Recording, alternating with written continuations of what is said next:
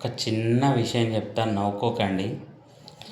నేను 2010 బ్యాచ్.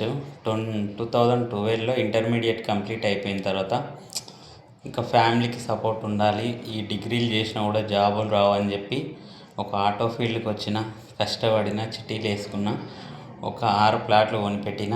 అవి ఇప్పుడు ఒక 60 లక్షల ఆస్తి అయింది.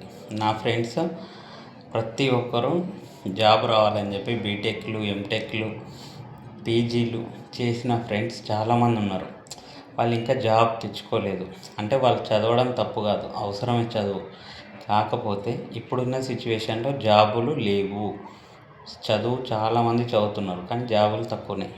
కాబట్టి వాళ్ళు ఏం చేసారు, ఇప్పుడు పెళ్ళిళ్ళు చేసుకొని ఇప్పుడు చిన్న 20,000 30,000 జాబులు లేదు, ఓలా ఊబర్ ర్యాపిడో బైకులు కొట్టుకుంటున్నారు. వాళ్ళు ఇప్పుడు 3 ప్లాట్లు కొనికే ముసలోళ్ళు అవుతారు. నువ్వు ఎప్పుడు స్టార్ట్ చేసినావు అది గుర్తుపెట్టుకొని ఫోకస్ చేస్తే ఏదైనా సక్సెస్ వస్తుంది.